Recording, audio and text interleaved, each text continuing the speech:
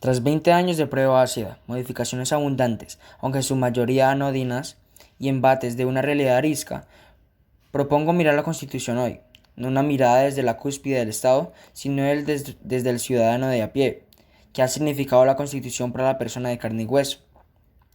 La Constitución introdujo un cambio profundo en la sociedad colombiana. Su mayor mérito trascendió lo jurídico y se ubica en el terreno cultural. El colombiano, antes de 1991, debía ser católico, porque el catolicismo era el elemento esencial de la orden social.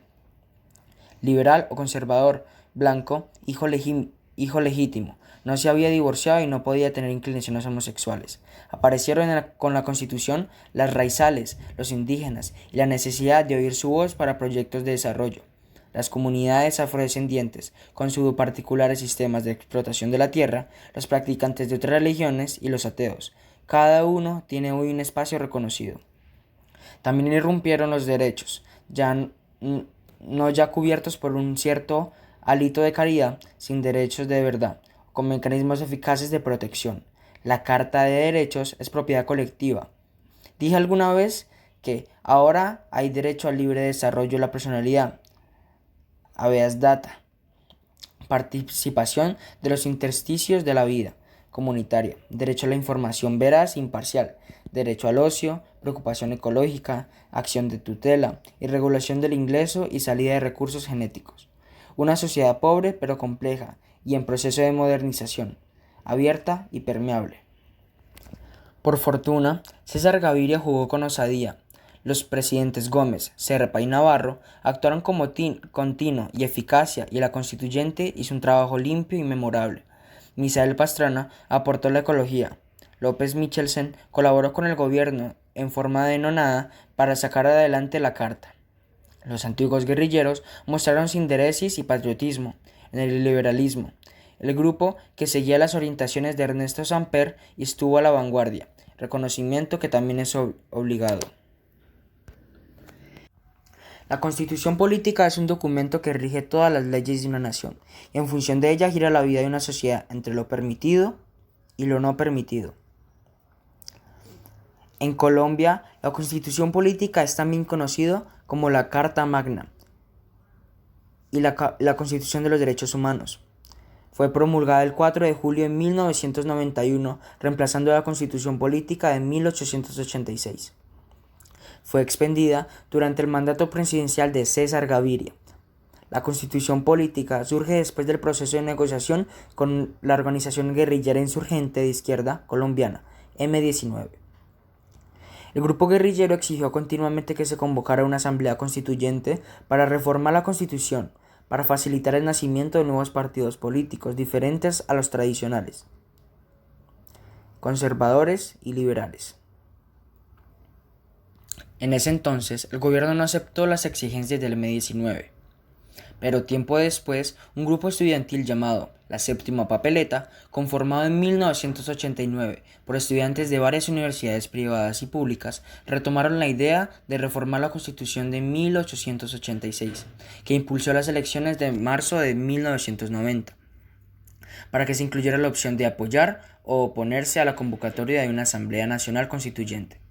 En aquellas elecciones se debía votar por candidatos al Senado de la Cámara de Representantes de Asamblea, departamental, juntas administrativas, locales, consejo municipal y alcaldía.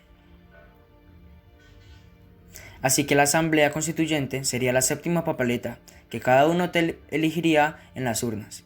Las elecciones de marzo de 1990, 2 millones de votos estuvieron a favor de la séptima papeleta. Ante la importancia, los resultados de la Corte Suprema avaló una consulta formal a las elecciones presidenciales de 1990. En esa consulta, el 86% de los votantes estuvo a favor de la reforma constitucional. La Constitución colombiana posee un preámbulo de 13 títulos, 380 artículos constitucionales y 67 transitorios. Entre las garantías constitucionales tenemos la aplicación inmediata que contiene el derecho a la vida, a la igualdad, la personalidad jurídica, la intimidad, al libre desarrollo de la personalidad, a la libertad personal en todas sus formas, a la libertad de conciencia de expresión, de información y de cultos, a la honra y buen nombre, Por mandato expreso tiene carácter fundamental derecho de los niños, el derecho a la salud, derechos fundamentales innominados como tienen la dignidad humana, el mínimo vital, la seguridad personal frente a riesgos extraordinarios y hasta vida laboral, reforma de sujetos de especial profesión, como los trabajadores con FER o sindical, las mujeres embarazadas y los portadores de VIH. Derechos fundamentales por conexidad, derecho a gozar de un ambiente sano.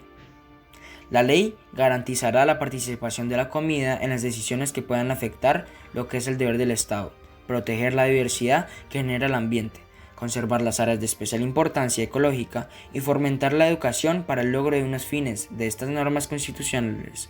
Pueden expresarse de manera solidaria con el principio fundamental del derecho a la vida, derecho a la seguridad social, derecho a la pensión mínimo vital, derecho a la licencia de maternidad y derecho a la educación. El conflicto armado interno de Colombia entre 1990 y 2002 es la tercera etapa del conflicto armado interno de Colombia entre los años de 1990 y 2002, comprendiendo los gobiernos de César Gaviria de 1990 a 1994, de Ernesto Samper de 1994 a 1998 y de Andrés Pastrana de 1998 a 2002. En este periodo, a pesar de que las desmovilizaciones de los grupos guerrilleros M-19, McKintin, Lame, PRT y del 95% del EPL, las conversaciones en distintos periodos con las FARC, EP y el ELN, la elaboración de la nueva Constitución Política de Colombia en 1996, se escaló en la violencia debido a la guerra contra el narcotráfico, los cárteles de Medellín y de Cali, la creación de las Convivir, que en 1998 pasarían a ser las AUC, y el fortalecimiento y la expresión territorial de las FARC y el ELN. También se presentan los asesinatos de excombatientes, periodistas como Jaime Garzón, líderes políticos como Álvaro Gómez Hurtado, y continuaría el genocidio de la Unión Patriótica, el secuestro de políticos, figuras públicas y miembros de la fuerza pública, atentados terroristas, masacres y un incremento del desplazamiento interno. La actitud refractaria de la guerrilla al diálogo con el Estado, sumando a sus tácticas progresivamente más terroristas, les desprestigiaron ante la opinión pública. No obstante, las cifras de sus ataques demostraban un poderío que hacía imposible someterlos a la vida armada en los 18 meses anunciados por el ministro de Defensa, Rafael Pardo. Luego de las medidas que se tomaron para fortalecer las fuerzas del Estado, 2.110 acciones bélicas de las FARC y de 1.764 del ELN entre 1990 y 1994, más 337 atentados cometidos en el mismo periodo contra la infraestructura petrolera, principalmente por el segundo grupo, causaron innumerables pérdidas humanas y materiales. Solamente Ecopetrol reportó en 1994 daños por un valor de 7.700 millones.